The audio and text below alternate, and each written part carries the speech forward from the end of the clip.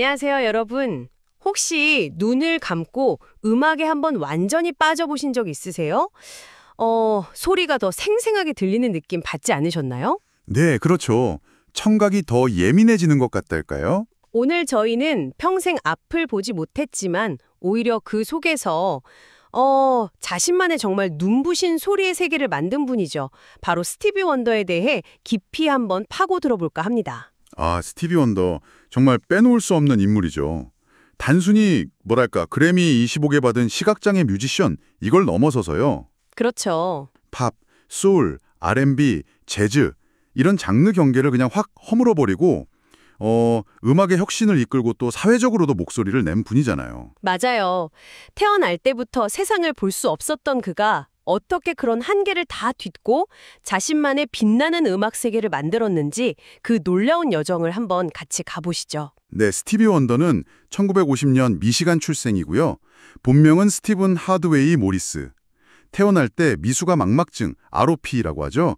이걸로 시력을 갖지 못했어요. 아, 미수가 망막증이요? 그게 그러니까 네, 망막 혈관이 다 발달하지 못해서 생기는 건데 어떻게 보면 이 어둠이 그에게는 소리에 대한 정말 특별한 감각을 준 셈이죠. 정말 어릴 때부터 음악적 재능이 막 터져나왔다고 하던데요.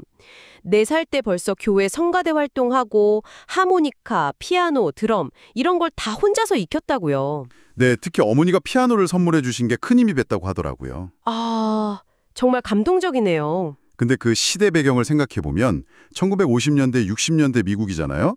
흑인이면서 시각장애까지 가졌다는 건 정말 상상하기 힘든 어려움이었을 거예요. 네, 이중고였겠네요, 정말. 그렇죠. 근데 그런 역경 속에서도 음악을 탈출구 삼아서 소리에 더 집중하는 특별한 능력을 키워나간 거죠.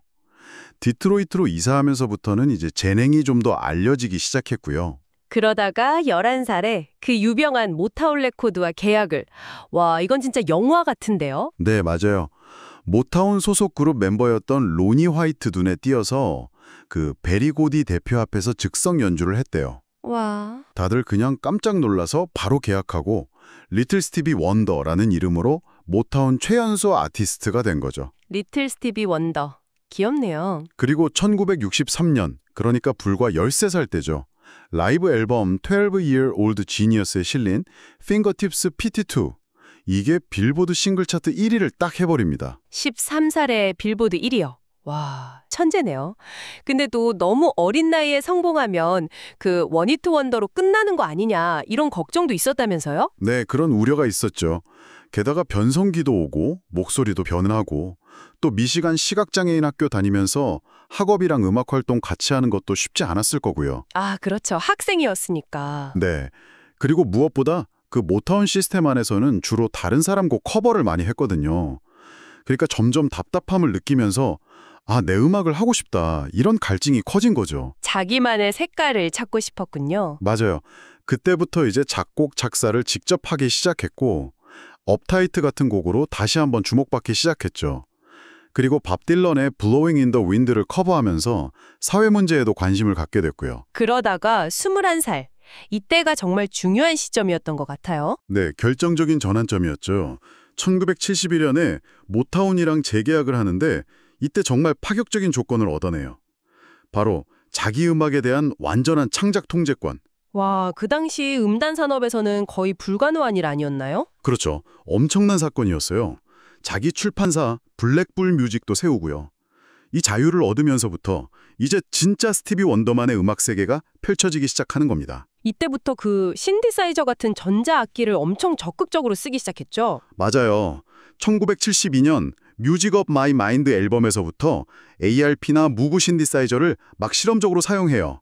그때만 해도 신디사이저가 좀 실험음악 쪽에서나 쓰던 악기였는데 이걸 R&B랑 팝으로 과감하게 가져온 거죠. 단순히 멜로디 연주가 아니라 소리 자체를 막 디자인하는 느낌으로. 네, 정확해요. 소리의 질감, 색깔을 막 조각하듯이 만들면서 이전에는 없던 그런 풍성하고 미래적인 사운드를 만들어냈죠. 그리고 같은 해 나온 토킹북 앨범.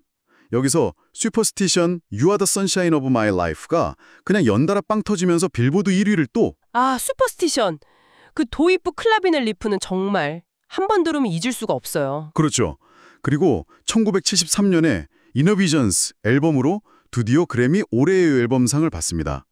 이때부터를 보통 스티비 원더의 클래식 기간이라고 부르잖아요. 네, 클래식 소울이라는 말도 많이 쓰고요. 맞아요. 소울을 기본으로 하면서 팝, 재즈, 록, 펑크, 온갖 장르를 정말 정교하게 섞고 거기에 또 사회적인 메시지까지 담아낸 그야말로 스티비 원더만의 스타일이죠. 특히 이때 톤토라는 엄청 큰 신디사이저 시스템을 썼는데 이게 또 그만의 독특한 사운드를 만드는 데 큰 역할을 했어요. 혼자서도 거의 오케스트라 같은 사운드를 만들 수 있었다는 거군요. 그렇죠. 음악적 독립성이 더 강해진 거죠. 그런데 이너비저에서 발매하고 얼마 안 돼서 끔찍한 교통사고를 당하죠. 아, 맞다. 그 얘기 들었어요. 정말 큰일 날 뻔했다고. 네. 통나무 싣고 가던 트럭이랑 부딪혀서 혼수 상태에 빠지고 후각도 잠시 잃었었다고 해요. 정말 기적적으로 회복했지만 이 경험이 그의 삶과 음악에 정말 깊은 영향을 줬다고 합니다. 생명의 소중함, 뭐 이런 것들이요. 아, 정말 큰 시련이었겠네요. 하지만 그 이후에 오히려 음악이 더 깊어졌다는 평가를 받지 않나요? 맞습니다. 1974년에 Fulfillingness First Finale로 또 그래미 올해의 앨범을 받아서 2년 연속 수상을 하고요. 와, 2년 연속이요? 네. 그리고 1976년에는 정말 말이 필요 없는 걸작이죠. Songs in the Key of Life.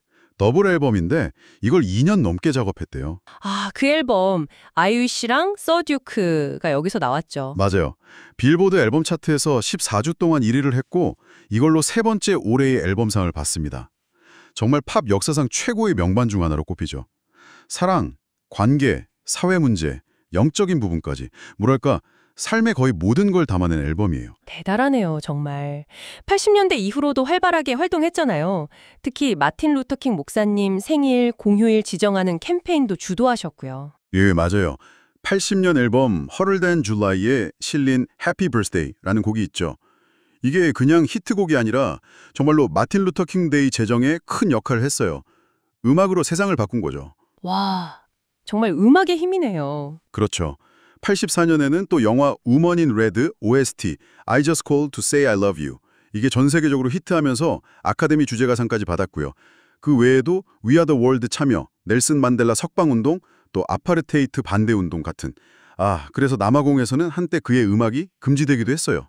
정말요. 네, 그리고 에이즈 인식 개선 활동까지 사회적인 참여도 정말 꾸준히 해왔습니다. 음악적인 업적도 대단하지만 사회적으로도 정말 큰 영향을 미친 분이네요. 인간적인 매력도 많다고 하던데요. 네, 엄청난 성공을 거뒀는데도 굉장히 겸손하고 유머 감각도 있었다고 해요. 시각장애 관련해서 농담도 하고 그랬다니까요. 오, 의외네요. 그렇죠. 그리고 자녀가 9명인데 가족을 엄청 소중하게 생각했고 원더 파운데이션 같은 자선재단도 만들어서 활동했고요. 동료 뮤지션들도 굉장히 존중하고 또 끊임없이 배우려는 호기심도 많았다고 합니다. 여행도 다니고 문화 탐구도 하고요. 정말 존경스러운 부분이 많네요. 네, 그래서 UN 평화대사로도 활동했고 미국 대통령 자유 훈장도 받았죠. 네, 오늘 이렇게 쭉 이야기를 나눠보니까 스티비 원더는 정말 신체적인 한계를 넘어서 음악적인 혁신을 이루고 또 더 나은 세상을 위해서 끊임없이 목소리를 낸 그야말로 진정한 거장이었다는 생각이 드네요. 그의 음악과 삶이 주는 울림이 정말 큰 것 같습니다. 맞아요. 그의 이야기를 이렇게 따라와 보니까 어쩌면 우리가 가진 어떤 제약이나 결핍 같은 것들 있잖아요. 그런 것들이 오히려 예상치 못한 창의력이나 다른 감각을 확 깨우는 그런 강력한 힘이 될 수도 있겠다는 생각이 드네요.